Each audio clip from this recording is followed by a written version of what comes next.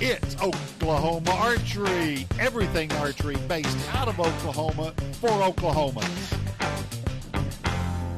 Let's get it started. Hey, everybody. I'm David Bosca. And I'm Neil Cooley. I got to remember to hit stop on that or it loops. It just keeps going. So kind of like us, or at least me. Yeah, there you go. We got to hit stop every now and then, don't we? No, Yeah. all gas, no brakes. Me and Dave was talking archery, waiting on our guest this week. And what we were getting into is indoor archery. Yeah, we got rained out on Sunday, so we ended up shooting a little bit of indoor that afternoon. Had Kyle Anderson and Sly Cooper come shoot an indoor bow with us, so that was always a good time. Had a good group. I ended up stacking on just a little bit more weight on the back bar, and it changed the length of it a little bit. So I'd added 2 ounces in between the first and second day of Metropolis. And every once in a while, some of my shots I wasn't really feeling like I had a good alignment on. So I gave it a couple of swings in and out just to kind of make sure, see which way my bubble was. And Dave said it was pinned to the right. So we swung it out further and swung it back the other way. And it was a good time. But I think when you change the length of it, and Dave, I know you played with this a lot during indoor season with your 1/3 ounce weights spaced in between the 1 ounces. When you add length to your back bar, it can do a little bit of changing of your your grip torque, and it can somehow affect your alignment. So Dave was talking right before we got on air about going from a 2-finger to a 3-finger release and how it kind of changes that alignment positional for how you put your head into that bow. So I said, why don't we just go ahead and hit record and kind of get everybody in the loop for when you're making these minute changes. Dave, what is it that you're looking for? Consistency. Nothing but that. What I did, I got a release right here. Let's just use it. I've been shooting it's a 3 or 4 finger. It's a stand, Perfects, but I've always shot it with 2 fingers, just like that. And I've done that for a year now. It's always been comfortable, and it feels relaxed with just 2 fingers right there. But I've been noticing now that I got strings back on my indoor bow, and I'm really trying to hammer it down. I go left and right just ever so much, and I'm talking on the side of the 10 ring. I'm either 3 o'clock or 9 o'clock. I get some right up the pipe there in the middle, but sometimes I bounce left, right, and it just drives me crazy. So over the weekend, I played with it on a few shots. I would go to just a simple 3-finger like that. Okay. And so today and it felt good, but it was a little off still, and I didn't know what it was because everything's tuned for my other setup. So today I've been out here in my shop and I decided, okay, let's just do a 3-finger. So I grabbed it, hooked it up there, and I pulled back, and I bet I shot 6 shots, and they were at the 9 o'clock, 1 full arrow shaft out at 9 o'clock, every single one. I wasn't doing any of my little famous dipping, but they hit, right there every time. So I thought, 3-2, it's changed the way I'm coming into the peep. It's changed the anchor. Everything has changed. I'm further away from the face or into the face further. I didn't know what it was, but I put 20 clicks in it, and it brought it between the X line and the 10 line right there. And it was smooth. And I kept going, man, that's nice. That's nice. And as I was getting tired, I realized, now, wait a minute, I'm getting a little bit left and right again. I'd get on the 3 o'clock side and back over. And I was trying to figure that out. And I'm like, well, I thought it was this. And all of a sudden it dawned on me. As I shot one time, I watched it kick over. And I went, wait a minute, I wasn't in my peep. I realized I was not lining up with my peep correctly. So I pulled back and I watched myself come in. Let's say this is the peep, the peep hole. I come in from my point of view, a little top and from the left side. That's how I was coming into it. And so I came in, I was coming into it from the top left, and I thought, well, that's what I'm doing. I'm not lining up either on my nose the same or in the peep itself the same. So I stopped and I literally pulled back, and I did years ago. I used to come up with my head like this, and I just ease. I'd follow the string down and come to from the top from 12 o'clock on my peep to the center of my peep, and boy, it piped it. And I went, all right. So I did it 3 more times, and it was exactly, and that's what I was. I realized by changing my going to from a 2 finger to a 3 finger, it changed my anchor, which was making me come in from this side a little bit, and I was not centering in my peep the way I should be. So simple as that. One little minor change affected 2 or 3 things. So now I'm actually bumping my peep up just a little bit because I'm really low. I'm having to notice I'm really having to come low into it, and I don't like that. So I'm now slowly bumping my peep up, but I'm old. I got tired before I got finished, so I'll finish that up tomorrow. I would almost think that your third finger would let your back pull from a little bit different, like you'd almost have more leverage on it instead of being here. You're being here. It did feel it. It does go better. It does go easier. No doubt about it. There's no doubt about it. Well, speaking about going easy, let's bring in our guest for the week, everybody. Dave, what do you got for us? Man, we've got a friend of archery. That's I don't know how to say it other than that. He is a friend of anybody archery, and if you haven't ever met him, reach your hand out and shake his hand. He will shake it back. We got Mr. Rick Gilley in the house. Thank you, guys. Appreciate you having me on. Looking forward to it. Oh, you bet, Rick. We appreciate you taking time out of your day to come in. I was going to say your busy tournament schedule too. You've been on the road a little bit. Yeah, I've shot a lot of competition this year, so it's always fun. I'm always looking forward to it. But well, you know how busy the year's been, and yours has been even busier than mine with the job you took on. So yeah, it's kind of nice to have a break this weekend and not really have any shoots going on. Rick, we wanted to also talk a couple things. Once we know you're a huge Bowtech fan. I'm a PSE fan.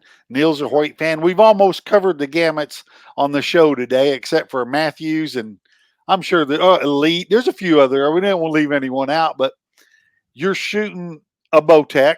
A few weeks ago, maybe 4 weeks ago, you went to one of your older style Bowtechs. Is that correct? Yes, I did. I've always said that when you got a bow that's working, you're kind of crazy to get rid of it. So I've got a Bowtech Fanatic that I had won a number of national events with, and I've always held on to it. It's always been a bow that I could go back to, and I could kind of tell, if I was struggling a little bit, I could kind of tell if it was me struggling or if I wasn't just meshing with the equipment that I had. And so, yeah, before I went to the trail shoot up in Indiana a couple of weeks ago, I had gotten the oboe out and I'd set it up with the outdoor arrows and then just kind of set it aside and went back to working with my new bow. And, I worked hard with it, and it came down to really the day before I went to Indiana to the trail shoot. I just didn't feel like I was getting what I should be getting out of the new bow. So I decided to go back out to the range the day before I left for the tournament, shoot the oboe one time and just see what it felt like. And gosh, I shot it so well. I put a new sight tape on it, and all the marks were just dead on. And I guess the real clincher was I backed up to 90 yards and shooting at a field face, and I shot 5 arrows in the dot at 90 yards, and I thought, well, okay, I guess, oh guy, you're going to get to go and shoot one more tournament, So I loaded it up and off we went. But So was it just the fit and feel? We're not saying the new bow is bad. It shot good. It just wasn't your fit and feel. it's that it's just been I've really been lacking the forgiveness in that bow that I like to see. Whether it's something with my shooting style, my form, my something I'm doing. Maybe I just haven't got the bow completely figured out, but the oboe has so much forgiveness. I mean, uh, those last 5 arrows that I shot at 90 yards, I felt like I shot 3 of them really well and 2 of them just kind of marginal, but they were all in the dot. So, and that's what I look for in a bow is, you can take any bow, and if you're executing perfectly all the time, if you're aiming the bow relatively good, the bow will shoot good. But what I look at is when I go out there on those days when maybe I'm not 100%, maybe I'm not shooting my best that day, not executing my best. But if I'm still hitting, that tells me the bow's working for me. If I go out there and have one of those days and I'm not hitting, well, I've probably still got some work to do on that particular setup to make it fit my shot routine and give me the forgiveness that I like to see in a bow. So, we all go through those things with bows. I know both of you guys have been the same way. Absolutely. Have had setups that just, you'd have those days when you shot really good and you thought, boy, I've got it, I've got it figured out. And then you go out there on the day when you're not shooting good and things just don't come together like you want them to. And we all just strive to have that perfect setup. I've just found it in that old bow, and it's just my kind of go back to, and ended up working out good for me. I think it's good to have one that you can go back to. And anytime you pick up the bow, you're either shooting really strong because you're coming off a day of rest, or you're shooting a little bit worn out. And kind of what Dave was talking about earlier is that when you get that full draw, I think a lot of where your neck pressure and everything is based on like how tight your muscles are. I think that affects how you can get into a bow. When you have those old ones that you're real familiar with, whether I guess a Fanatic original 2.0, 3.0, somewhere in there, you got a lot of arrows in it. And you know that when you pull it back, it's like, okay, my alignment's in there good. I'm not fighting it. It's not pulling me left, pulling me right. It's not dipping down. So having one that you can go back to when you might be kind of figuring out your shot. So I know you'd gone from a hinge to a button this year, right? Yes. I went back to my button, um, which I'd always, just about always shot a button. I struggled, a little over a year ago. Or 2 years ago, I struggled in my execution, and I just decided I was going to pick up the hinge and shoot it for a year. And I'd really never done that. I'd shot it off and on, used it to train a little bit, but I'd always gone back to my button. And so I put in a year with the hinge with marginal success. Uh, I think it helped me get my form back in line. Uh, it had a lot of good aspects, even though I never did really score as well as I have with a button.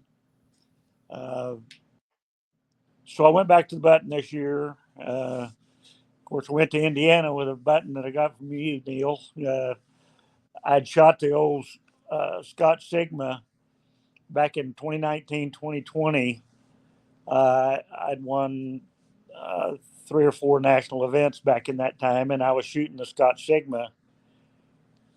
And we were somewhere at a shoot, and Neil and I were talking about something, and I said something about a Scott Sigma, he says, well, heck, I've got one in my drawer at home, that's not being used. So I It ended up, was the B3 Omega Mini that I was shooting with the spring on it, and I had one with the spring and one without. And he said that looks like the old Sigma I used to shoot. And I said, yeah, I got one of those. yeah.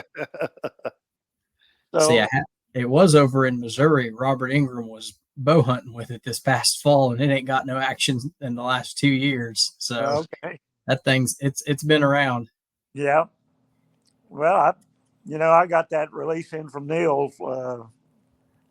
Gosh, it wasn't but a few days before I went to Indiana, and that release just feels good to me. Um, so went to Indiana, and that's the release I shot up there. And Well, we're bringing up. Oh, sorry. I say we're bringing up Indiana, and we're talking about that. Let's just talk about that. Let's explain what a trail shoot is to everybody.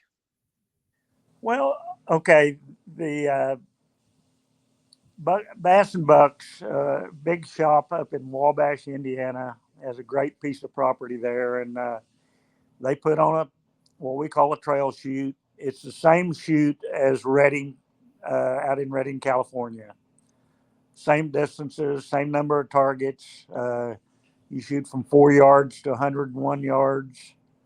You're shooting at foam targets, but these foam targets have a orange aiming dot, which is an 11 ring. Then they have a 10 ring around the 11, similar to a 10 ring on a ASA target. And then the rest of the target is scored 8. And so you shoot, like I said, from 4 yards to 101 yards. You're shooting up and down hill, side hill, a lot of different terrain features. 2 arrows per target, so you have a possible 22 points on each target. And it's just kind of laid out similar to a field archery round, where you go just continue down the trails from one target to the next. How many's in your group when you're shooting it? At this tournament, I had 5 in my group. You could have 4 to 6 at that particular tournament. Now, when you go to Redding and the numbers that they get, which they get a lot more shooters, gosh, you can have 10 or 12 people to a group, in Redding. And they have enough targets to where everybody has a target to shoot at. And of course, as you get out to longer ranges, you all shoot at the same target. But on the close targets, you have your own target that you shoot at. And it's just a fun shoot. It's a challenging shoot. Neil shot it a couple of years now, and he knows what kind of shoot it is. And, if I had $1 for every person I bugged about going to this shoot, I could probably pay my student loans off, because it's the closest thing we're going to get to Redding without the drive or the plane ride. And they're actually trying to get one together down in Texas. Jeremy Balderrama put the word out. I think it's September 14th, which is unfortunately the same day as the ASA annual meeting / awards banquet. So I'm probably not going to get to make it this year, but they're going to pop one up in Texas down at Hueco Bowman, I think it was. So we'll be circulating the details on that one. So we're trying to get some of this orange dot stuff out here, guys. It's a fun shoot. It's long distance 3D with your field bow, and you get a dot to aim at. So it's the best of both worlds. The short stuff will frustrate you because the dots are all varying distances based on, I think, what size field dot you would be shooting. So if you're familiar with field, or if I've bugged you about shooting field, or Bryn or anybody else has mentioned it, the dots correspond to the normal size you'd be shooting, I think, at that distance. So I think it's some kind of NFAA sanctioned. So it's a great event. I think if we had, I know we've got the space down here, we just don't have anybody with that many targets, but I'd love to get one going down here. It'd be a lot of fun. Yeah. And, there's several ways you can do that tournament too. I mean, the big shoots are foam targets, and have dots, but I have seen that shoot back in the day. Used to, before Reading, they had a Fresno Safari, and when we first started shooting the Fresno Safari back in the early '80s, late '70s, they were actually paper targets. They weren't foam targets. Mm-hmm. They were paper targets with a dot, and they had a 10 ring, and anywhere in the animal was 8. And so there's different ways you can put on that shoot. We just saw pictures from a guy we met out there the very first year, Blake Jerome. He posted pictures. One was half foam and half cardboard. So shoot as many foams as you have, and throw the rest of them out there cardboard. And they don't all have to be 70. Reading is 70 broke into 3 days. This Indiana shoot 70 broke into 2 days. They do 40 on day 1 and 30 on day 2 with shoot offs and awards after. So it's flexible. I know Chris Sanders has mentioned getting the Outlaw series, which I think is all cardboard, no foam on that one, but just an orange dot field round kind of thing. He's got that working on next year, and I'm kind of trying to stoke the coals just a little bit. We're going to try to do one each at Bartlesville, Tulsa, and Trosper for like a 3-leg swing kind of thing next year for all our orange dot curiosity kind of people. That'll be something fun to look forward to. But Rick and I went the past not this year, but the past 2 years, and we got to meet Blake Jerome the first day. Had some big old tall fella out there on the practice range shooting 101, 102 yards. He's like, "Hey man, I'm Blake," and I was like, "Blake Jerome?" Because I heard you on Wendell Sousa's podcast. He goes, "Yeah, that was me." So you never know who you're going to run into. Blake's a good dude. He's a heck of a shooter. Usually kind of he'll go to those courses and kind of he'll clean them, or he might drop 1 or 2, but he cleans more of them than he misses one on. So it's the kind of event that you go to, and I can shoot a little bit, and all my buddies, they can shoot a little bit, but you get paired with some people who might drop 5 or 6 points the whole weekend, and they're like, "Man, that was a rough one. That one got me good." I'm like, "You dropped 6 points." He goes, "Yeah, it's going to be pretty rough. It's going to be pretty rough like that." So I don't. It's a whole different way to test yourself as an archer, and I think Rick won it this year, and he won it the first year, and pretty close, but not close enough the second year. Last year, last year was one of those times when I actually went to a tournament and I wasn't prepared. And when you go to a tournament like that, that's as demanding technically as that tournament is, it's going to bite you. And it got me last year, sent me home a little embarrassed and a little aggravated at myself. So I was kind of determined this year to make a little better run at it. And I did. So it was very exciting. I came home from this one last year, and it was the Monday after we got back because I drove all the way back, and I had to go to court back in Sapulpa. So I drove home and got home at like 2 or 3 in the morning, slept for 2 or 3 hours, and had to wake up and drive straight back north. Well, on the way back from Sapulpa, I always go shooting Dave's warehouse, and he's got me standing on top of a forklift, jacked all the way up, shooting down at my toes this direction, trying to figure out if I was basically dropping my shoulder and then bending down, or if I was doing like you're supposed to and get in the bow level and then bend at the waist. Yep. And we diagnosed where some of those weird left misses might have been coming from. I still get them. I don't know. I think it's an alignment thing. But it is a very frustrating and challenging course if you've never done anything like that. It's not so much physically. It's a long day, but it's not a total archery challenge kind of hike. I mean, level footpaths, good beaten trail. They got hot dog and burger stands all over the mountain with, cold drinks and get you a little lunch. And so they do a pretty good job. There's probably a porta potty every 10 or 12 targets. Yeah, they do a good job with the tournament, and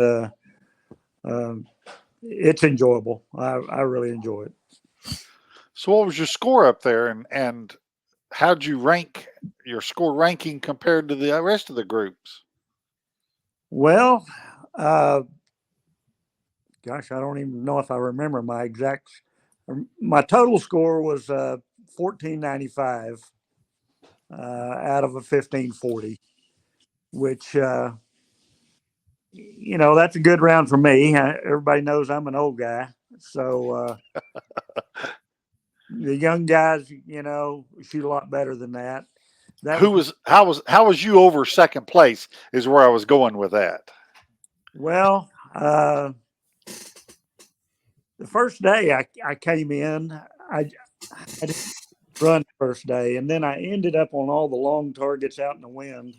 I lost 7 points right at the end of the round, and I was pretty put out with myself. I felt like I'd kind of given away a good round, and but I came in and I had a 14-point lead. Nice. It made me, I guess it made me feel a little better knowing that I had that kind of lead, but I was still a little disgusted with myself on how I went through some of the long targets. And the next day, the second day, we had a rain that morning and started to shoot the second day, shot in the rain for about 12 targets. And then the wind came, and fortunately I was in the timber when that hit and got through that part of the range without having too much damage from the wind.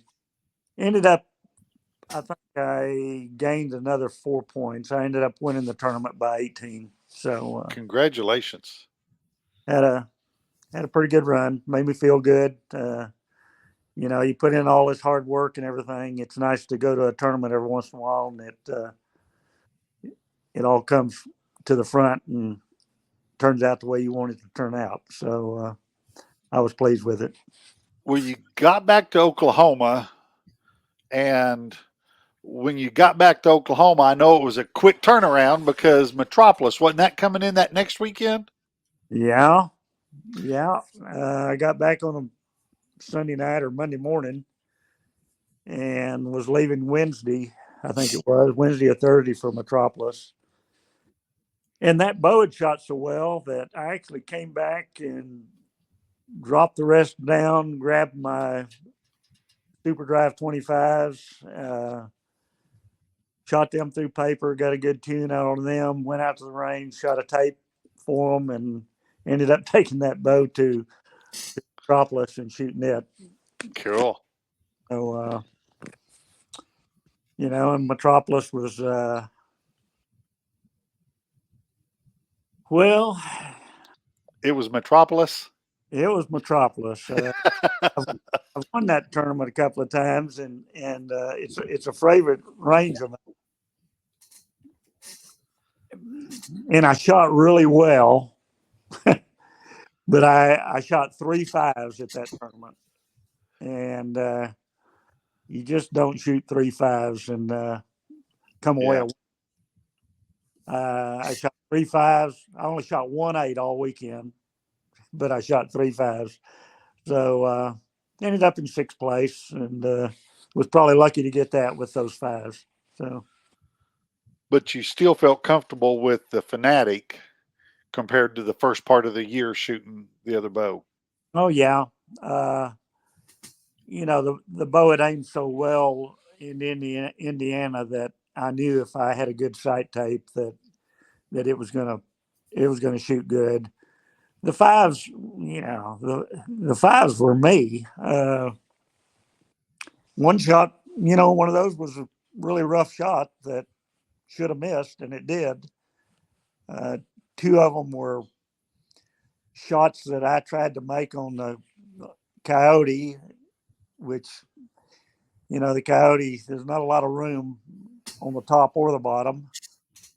And I was too aggressive. They were at maximum range, maximum distance for our group. And I got a little aggressive trying to aim hard at the 12 and had a couple of bobbles, and they were 5s. And that is the game we play.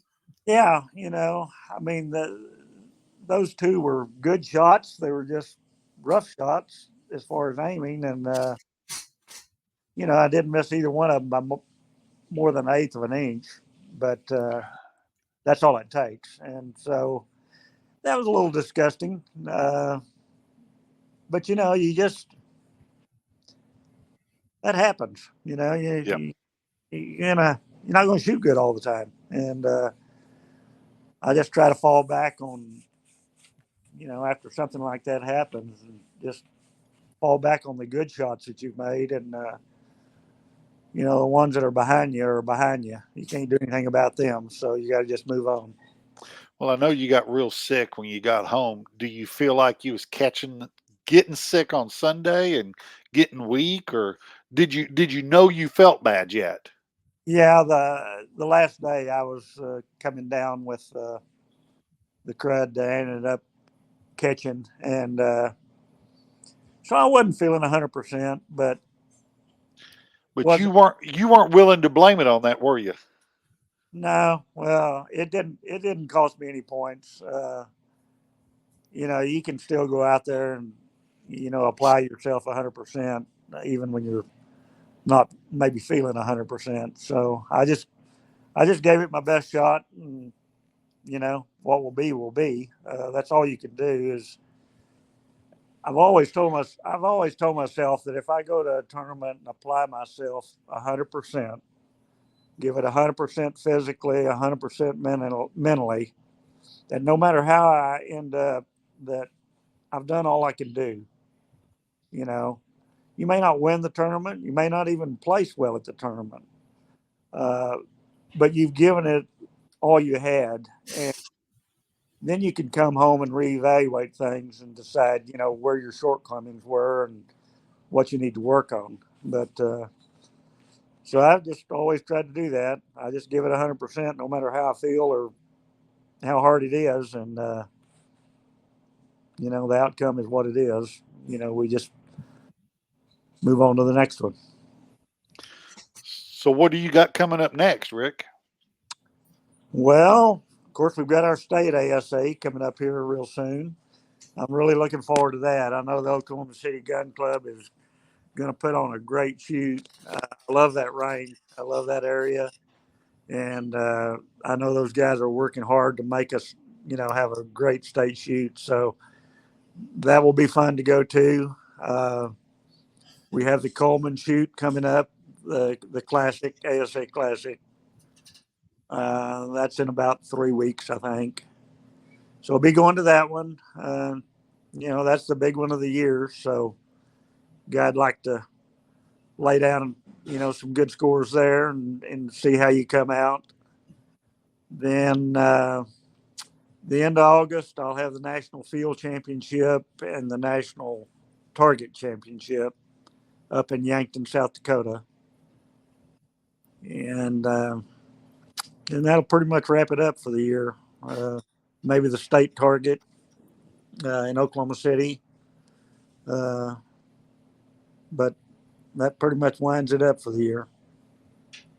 Then you're going to get ready for hunting them deer. Getting ready for hunting. Just pulled some cards the other day and had 3 bucks in velvet that one of them's already looking pretty good, and he's got 2 more months to grow. So, yeah, I'm already looking forward to that. It's that exciting time of year. It's like, oh, it's almost indoor season, Dave. Yeah, that's right. That's Almost right. indoor season. Yeah, Dave, getting ready to move into his prime time of the year. So, Yeah, I don't know about prime time, but we're going to move right on into it. yeah. Well, Rick gave me some pretty good advice up at Metropolis. I was coming off another subpar day on Friday, and I was standing there talking to him and Dan. I got off the range and went and switched my clarifier from a B to a C, which is a little much for my eyes with a 6 power, and kind of took my pin away. Might have cleared up the target a little bit, and my buddy who drove was ready to go, ready to get off his feet for the day. And I talked to Rick and Dan, and they said, you got a 332nd in, you need to try a 1/16th. You'll lose a little bit of light. And nobody went to Metropolis. It's plenty dark back there. So I went out blind the next morning, didn't even go to the practice bags, pulled that bow back with that 1/16th in it, and it was clear as a bell.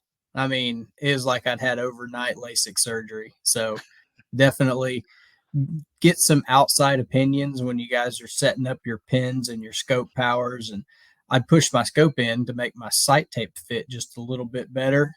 And I thought I was losing some magnification. It turns out I just had one size too large Hamsky aperture in there. So I went down a size and kind of cleared everything up. Good shot. A lot better the next day. I think I shot like 24 points higher the next day. So, man, it was good when you could kind of see him a little bit. That was something I've been kind of struggling with all year, was not having that clarity. And put that peep sight in, and man, it wasn't much darker. I mean, it was just clearer. So definitely hats off to Rick on that one. Kind of maybe some advice I might have missed or forgot, or just never thought to change it out to a smaller one and go to the darkest place in the world to shoot and go at it blind. Like, all right, worked out pretty good.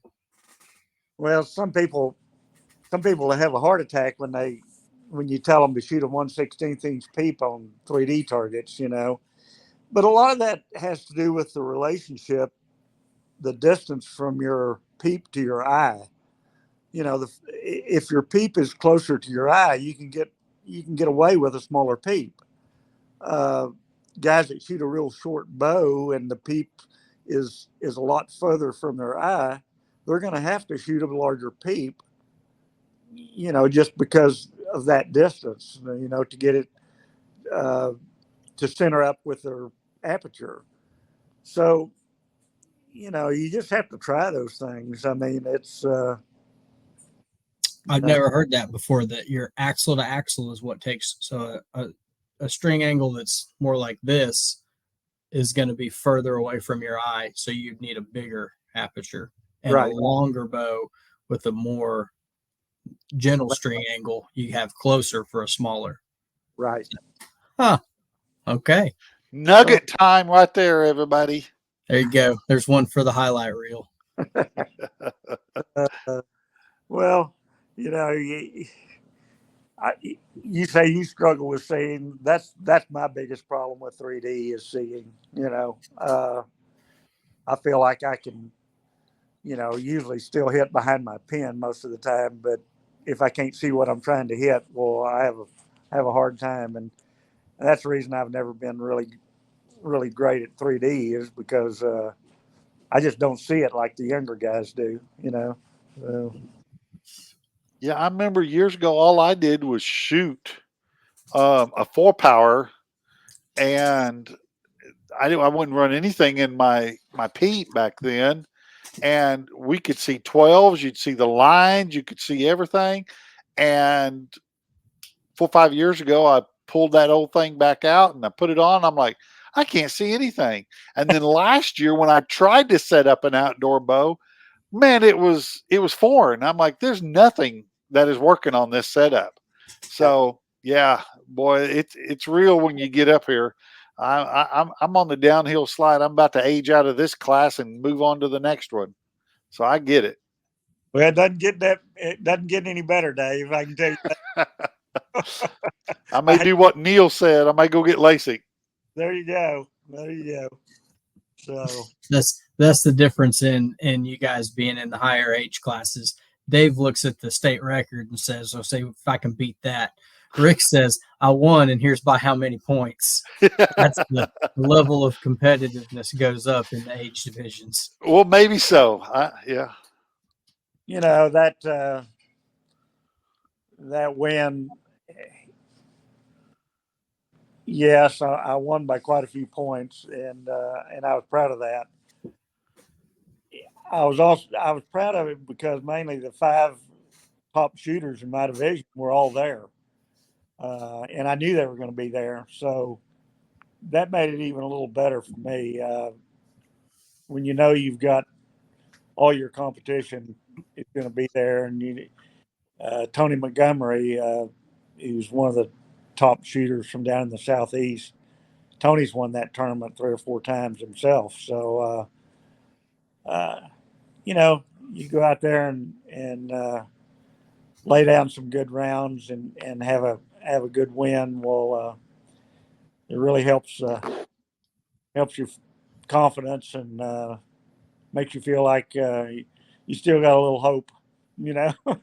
Well, that and all the work you put in, you're like, man, you I don't know about the younger guys in all honesty, but we henpeck ourselves on the smallest minute form flaws because flat out we ain't got the muscles and the eyesight and the stamina that everyone else is going to have. There you go, the Hoyt gesture there. We Yeah. get it, but we don't have that, so we have to make sure the setup's right and the form's as good as it can get. And as hard as you work on it, and all that, Rick, because I know we chat back and forth. I know that you put a lot of time in on self shooting. You analyzing yourself as to what can I do to make that bow shoot better. It's got to be me. The bow's the machine. I've heard you say that. So what can I do to make the bow shoot better? Yeah, you know, I mean, as you age, your acceptance of what is going on with your shooting changes. I mean, gosh, when I was young, you know, I shot in the pro division for 35 years, and yeah, I shot a lot of arrows back then, but everything was so automatic for me back then that I never thought about form or grip or, gosh, didn't hardly think about making a release go off, or I never thought about anything. I just went out there and aimed a bow in the middle and shot went off and everything was good. Now as you get older, you struggle with so many different things. Your stamina and your strengths and your eyesight and, And you know, probably two of the three. yeah. And, you know, your coordination is not as good. It's just hard to accept all of that. And, but you have to, you know, Yeah. if you don't accept it and don't accept those challenges, well, you know, you get down on yourself and then you're certainly not going to be competitive. And I've always, I've always just wanted to be competitive. You know, I mean, I like to be able to go to a tournament and at least the top guys know I'm there. You're not going to win all of them. You're not going to be on the podium every time. But I've always prided myself at trying to be competitive when I go to a tournament. So I work hard. I still work hard. At shooting.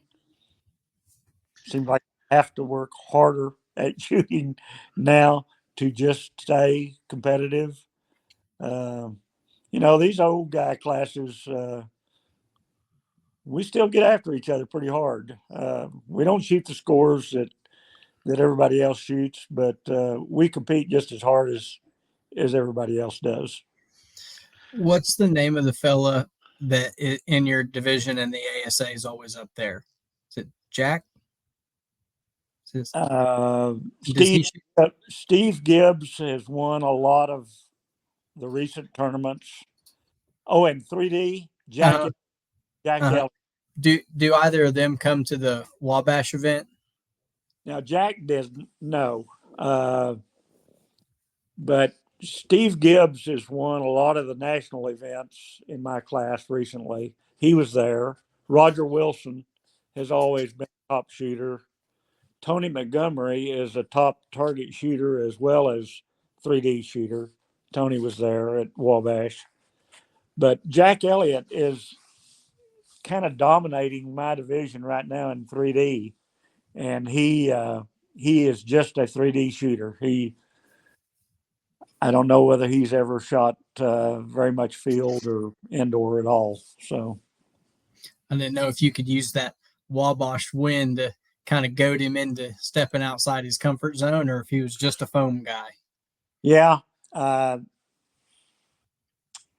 really don't know. I just know that he is primarily a 3D shooter, and he may have shot some local stuff, target stuff, but I have never seen him travel to any of the national target events or indoor nationals or anything like that. So I don't think he's into the target end as much as he is the 3D.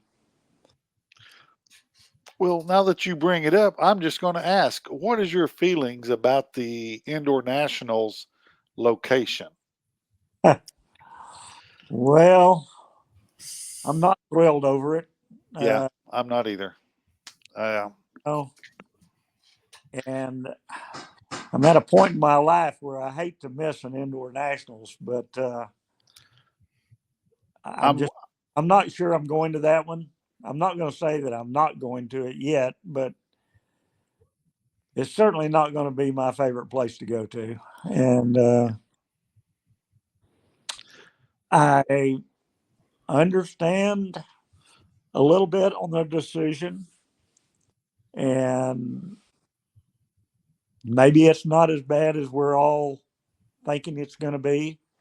I think they had to go with what they had to go with for circumstances of it, but I would have thought, and maybe not, because they probably had 8 months, 9 months prior that they had to really get after trying to find a solid location. But yeah, I'm with you. I've went as far as saying I'm not going. Yeah. I don't want to drive into that part of the country in that time of the year in February. Um, I've got a few friends that live in that city, and they just tell me, dude, you don't want to be down there. So Yeah, I've kind of done the same thing. I know a couple of guys that live up in that area, and they one of them says, "Well, it's I don't think it's going to be too bad. I think it'll be a pretty nice location." The other one wasn't so much in agreement with that, and he did make the statement is just don't get caught after dark, in that part of town, and I don't know. I don't like to put myself into those situations. and But yeah, I know it's a long ways out there, and I, things can change for yeah, the two of us. But yeah, like I say, I hate to miss an event. Uh, I've gone to, I've gone to almost every indoor national that they've held since they started it in 1982. So, so I hate to miss one at this point in my life, but I'm just not sure that this one's going to be one that I'll make. and what made me think of that was yes, what you said there, but I was booking rooms today for Lancaster, and that made me that made me think of it. And I was texting a couple guys. Neil was one of them. What'd y'all fly last year? Because my route flying last year, if y'all don't remember, was not fun. We got laid over. There was a bunch of us in the airport. I think it was Cincinnati, Columbus, I think. But gosh, we sat for like 5, 6 hours and not even knowing if we were going to get there on time. I think I pulled into the site at 11 or 11:30 that night, the night before I had to shoot. Um, so I'm making plans for those, and I'm kind of like you with the indoors, what me with Vegas. I'm not saying no, but I am actually leaning towards I'd rather go to Vegas this year than indoors. Um, Even though they don't have an old man class for me, I would go shoot the flights because of that right there. I want to go shoot. Yeah, I'm kind of in agreement with you there, and I'm going to go to Lancaster this next year for sure. Um, I'm probably going to drive it, to tell you the truth, even though it's a terrible time of the year. I've got I'm retired and I've got plenty of time, and you know I'm probably going to drive it. I've got a good friend in Texas that may be interested in going to it also, and So I'm going to go to Lancaster. I missed it the last couple of years. I haven't been. So I'm ready to go back up there and shoot. I still think that's one of the best indoor shoots that there is. I Yeah. like the format and the way it's laid out. So that one's on the books to go to for sure. And we'll see how the rest of them fall into line. Yeah. Neil, are you going to try and go to any of them? I am gonna think about it. I've got some friends up at Lancaster. I hate to look at it this way, but I'd almost fly up, shoot my 1 day score, and probably get on back home, man. I know it's a 3 day shoot, but if you don't shoot a real good score, you're kind of done pretty quick. So I could make it a red eye flight, and shoot my round, and be back at the airport. I don't want to look at it negatively that way, but my indoor scores being what they are, I could probably do that one pretty quick. But yeah, I know you're trying to save time vacation wise for your 3D travels. no more vacation for me. Got Okay. got a new job here. One of the sponsors of the show in your local archery community. So I don't have PTO anymore. I kind of work remote and take my laptop to the tournaments with me and chime in from there. And so he told me to go to all the archery tournaments you want to go to. I guess the standard operating procedure around here. So Okay. if anybody needs a lawyer, give me a holler. We went and hung our own shingle up with a guy out of Altus. So be plenty of vacation days. Now we just got to make the airport plane ticket money, or I guess splitting gas with Rick's pretty good. He don't let you drive much. You just kind of take a nap and you wake up about 4 states down the road. Well, hopefully we can get together and go to another shoot or two next year, Neil. I know this year you've really been tied down, and I want to commend you again on the job you've done with our ASA organization, because it's certainly been a good shot in the arm for all of us, and I know everybody appreciates it. All the hard work the clubs have done. I mean, we've had just so many shoots this year that Oklahoma archers ought to be really proud of where they're at right now, and I'm sure next year is going to be just as good. But I would like to see you get freed up so you can go shoot some other events too. And it'd be good if we could go to Wabash and go up there and fish for a couple days and drive straight over to Metropolis instead of doing the down and back two different weekends back to back. Yeah, I agree with you there. So that might be good use of gasoline. Just stay up there and save the 10 hour drive. Maybe we ought to start thinking about that a little harder. I mean, we drove past. I mean, it's beautiful country up there. There's got to be good fishing. Oh yeah. I mean, you look at another couple $100 in hotel rooms and a $50 fishing license plus a guide. Yeah, you're in it for $600 or $700, but you're saving 2 days on the road. Yeah, I bet we could come up with some archery ranges to go to, or some fishing to do, or I don't get bored between there and Metropolis. Hey, if it works out with the ASA, I hope they got me there a week early, setting up Metropolis next year. I tell them every time I go up there, hey, let me know if you need any help doing anything. They're like, that's cute. You can stay over there out of the way. Well, I don't know whether you've heard this or not either, but it's not going to be in Metropolis next year. So yeah, I know it might have been the last leg. Have they announced yet? They haven't officially announced, but I think it's pretty much a done deal that it's going to be moved. Well, we couldn't have had better weather this year for it. It was cool. The breeze kept the heat out. The rain clouds kept the sun away, and I don't think I saw anybody get heat stroke medevaced out of there, because last year they were taking them out 3 and 4 at a time off every range in the afternoon. So it was heat index of 107 or something like that. It was, I don't remember, but yeah, no, it was much better weather this year. So that was a good relief. And let's not forget Rushmore Rumble. Yeah. That got one made cards this year. I didn't go last year, and if I don't go to Chicago, well, I'll probably go to Rushmore Rumble or the Iowa Pro-Am. Iowa should be good this year. I know they got some bad weather last year. They moved it up now. It's in December now. Okay. Yep.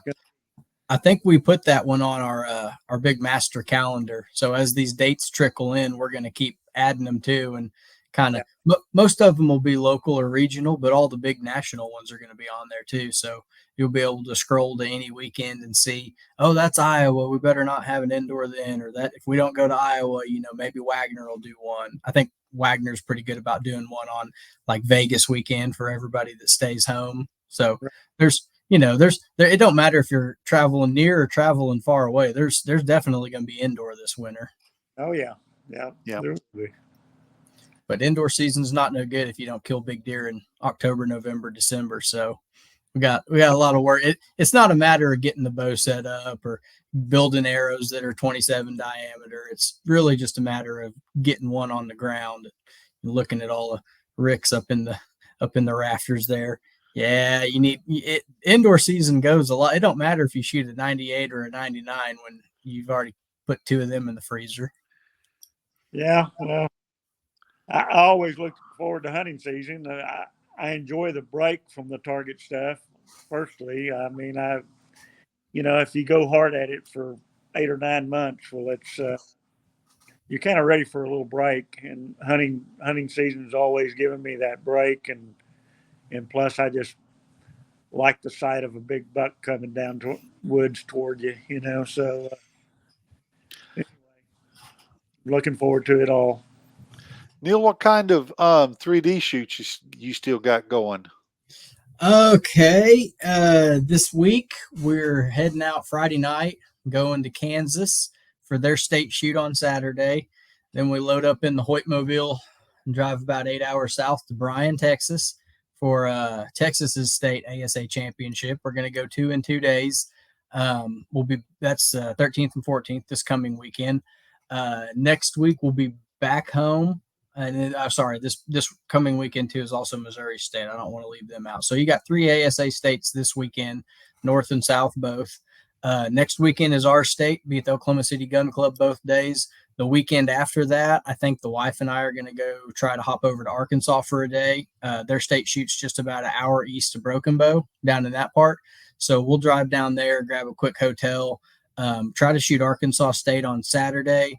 Be back here Sunday, shoot the Triple Crown Championship at the Gun Club. So they're going back-to-back weekends, and we'll try to do a little live stream if we can of their shoot down. I know cell phone service is kind of iffy up there, so we will we'll do our best to try to either cover the shoot off or cover the winners or something. I don't know what we'll try to do. Halfway in between right now, trying to film them on an actual video camera versus the cell phone for a live stream. So we're kind of trying to juggle. Do you want to see live content now that's kind of grainy and might not be the best footage, or do you want to wait and we'll go try to have some video produced of it to produce something later? So we're kind of up in the air on it, but we'll try to get some footage from the Gun Club's Triple Crown. And then the next week is Coleman in Alabama. So we'll be out there again, and then we get a break. And then mid-August, you've got, I think the weekend right after, you might have the state broadhead shoot at Trosper. I'll definitely hit that one. And then the weekend after, you've got the triple threat at Trosper, and you've got the G2 Hunter Extravaganza. We're going to have some fun details to share about that one from Chris and Ryan soon. So y'all be tuned for some big news. Biggest other one I can think of is this weekend, Odd Vein Out. Everybody, they wanted us to let y'all know they're hosting an ASA state warm-up both Saturday and Sunday, trickle start.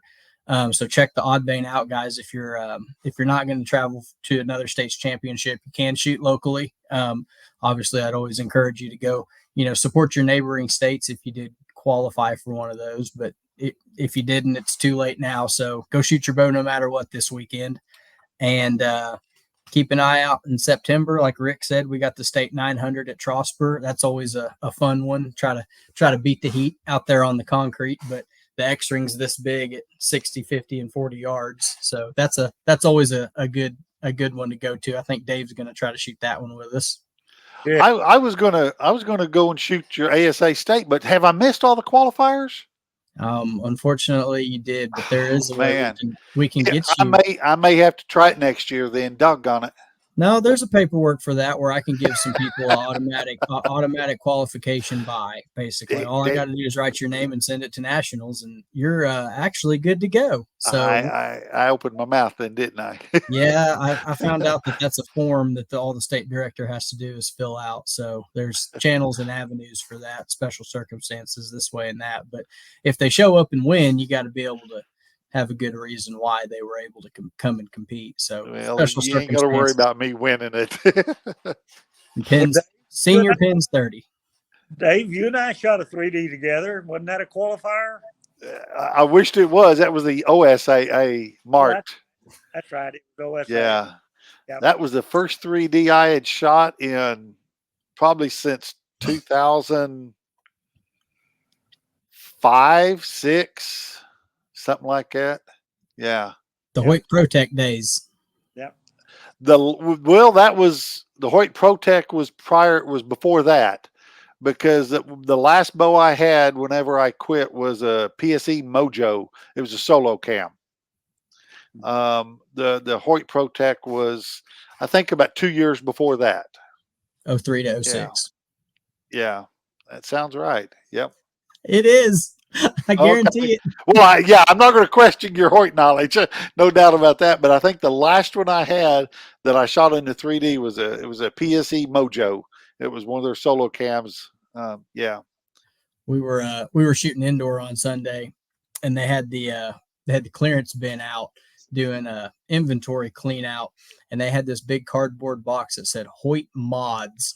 And boy, I went through every sack, every bag, every label and logo looking for anything that I might have once owned to try and change the draw lengths on these things. And I think most of them were for the older hunting bows, and they didn't go back all the way to like 2014, which is what mine is. So I did not walk away with several $100s of mods, but I was sure eyeballing them, man. I think they got them all the way back to like 2015, 2016, some of the old Hoyt X3 cams. So they had it was a gold mine in there, man.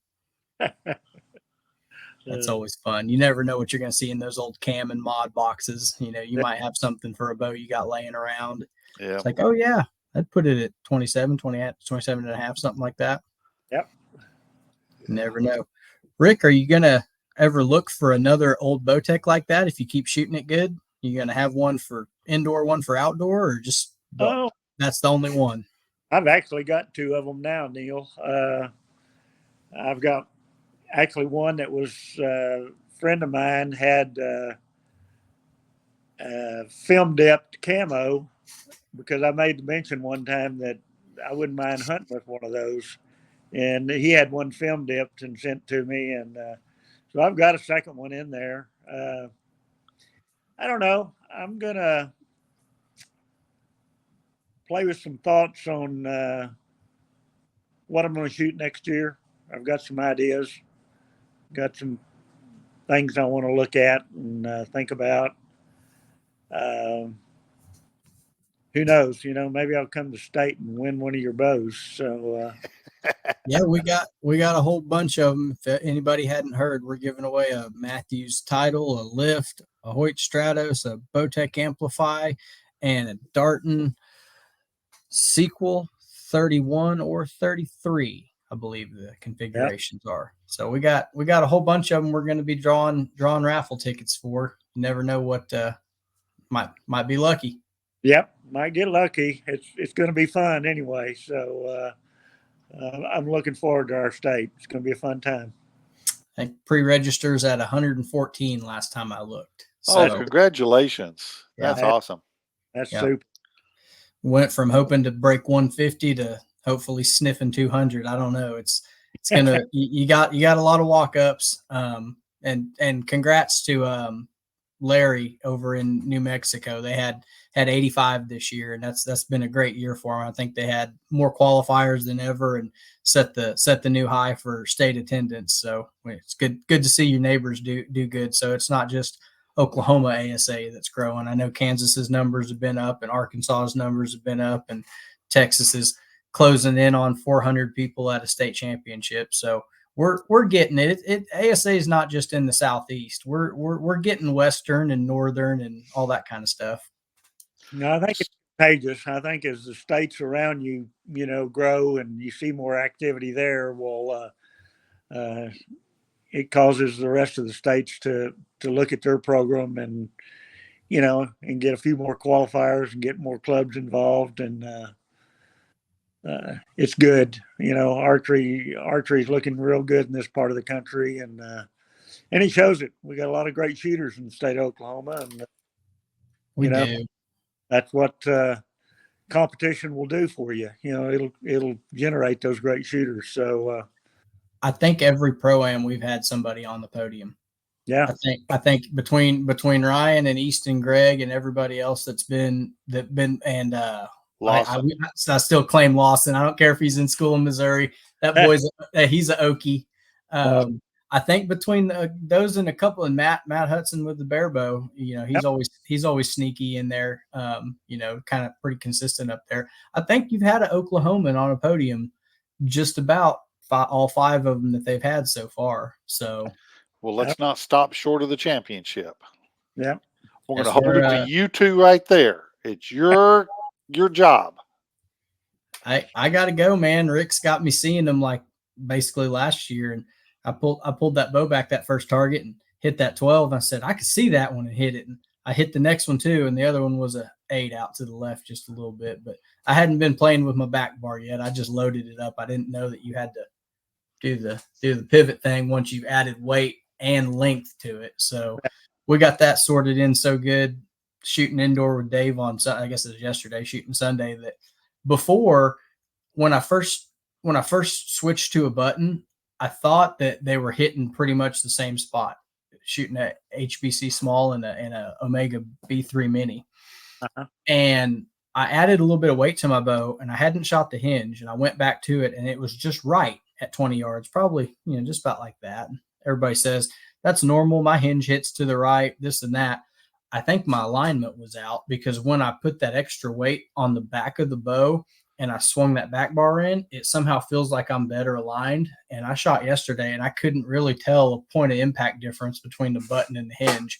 So I was asking Chris Sanders about it. I was like, could I have fixed a little bit of a torque issue? Could it have changed the way in my grip that it's coming out? He goes, yeah, it's possible. But whatever I did when I started swinging that back bar in and out, because I think I went the wrong way with it first, and my bubble was kind of floating over here, and then I had it like this. So I went back the other way till it would kind of sit like this and push just real straight. I think it took the left and right out of my hinge and button, or maybe I just wasn't shooting good enough to tell. But that's, one of those things. You're trying to put a bow together that's as forgiving as possible, because as the round goes on, 30 targets is what most of these states shoot, and we've been shooting 20 all year. So you got to factor in the back muscles are getting tired, the sun's getting hot on you, you're running out of steam, you haven't eaten, haven't had enough water, whatever the case may be. Now's the time of year where you're doing those little final things to the bow, just changing little things this way and that to try to get as much as you can out of it. And people like me, it was changing a peep sight and adding, I think, 2 ounces to the back. Rick's gone back to an old bow from 6-7 years ago. So, there's levels of how far you're willing to go late in the season to say, okay, I feel confident in this piece of machinery. Yep. Yep. I get it. Well, gentlemen, we've been on here a good little bit. We've taken enough time of Rick. He may be ready for a ham sandwich. Yeah, my Jennifer's in there right now working on dinner. So hot dogs. We're a little far away, but we appreciate the invitation. I said always posting pictures. What was that, blueberry pie or cobbler or something the other day? Oh, blueberry, yeah, her blueberry pie. Mm. Yes. Ooh. Yeah, yes. That was good. Neil, if you want to get to 200 shooters for the state, offer an auction for the blueberry pie. Have Miss Jennifer make one. There you go.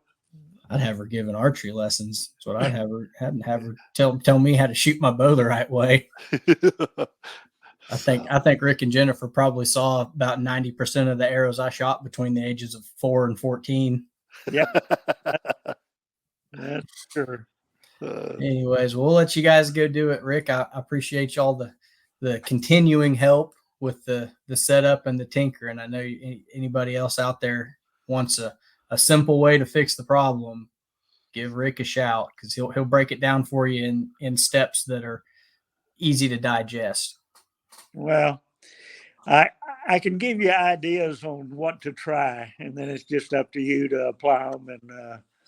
And hopefully they work for you. Sometimes they don't, but archery's individual enough that you just have to try different things. And trust me, I've been around long enough where I've tried most of them. So Yeah, got a lot of ideas in my head. So anyway, you're always welcome to, if I can help you with anything, both of you guys, you know that. And I sure appreciate you having me on. I enjoyed it. I enjoyed the visit. Always do.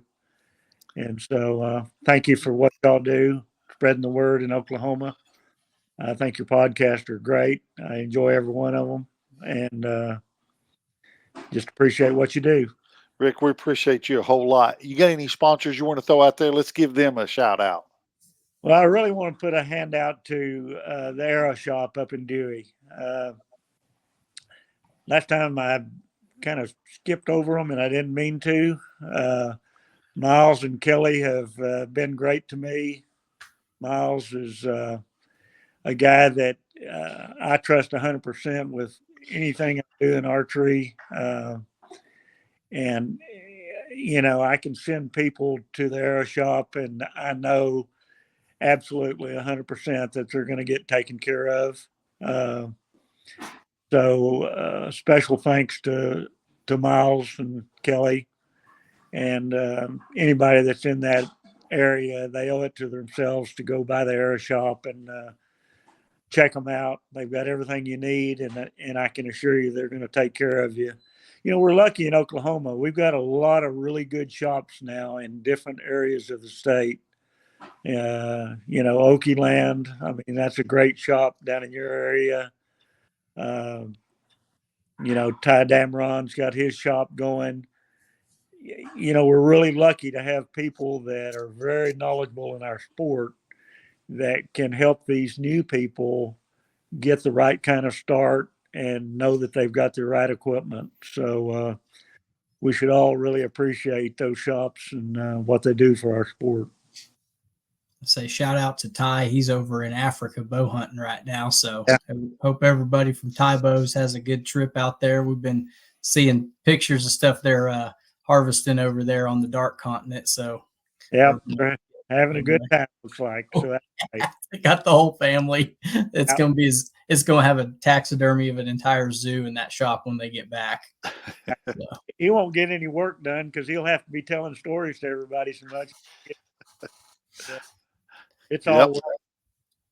Well, y'all go get your hunting bows rigged up now. Don't wait till August. Don't wait till September. Everybody drag them out. Take wherever your shop is, whoever your guy is, get them in early. Yeah. That's all I'm gonna say about that. Don't be last minute. That's for sure. Take him to Neil. He'll do it for free. That's all I got, folks. Money back guarantee. All right, guys. Thanks a lot. I really appreciate y'all. Yep. Thank you again. Y'all be good.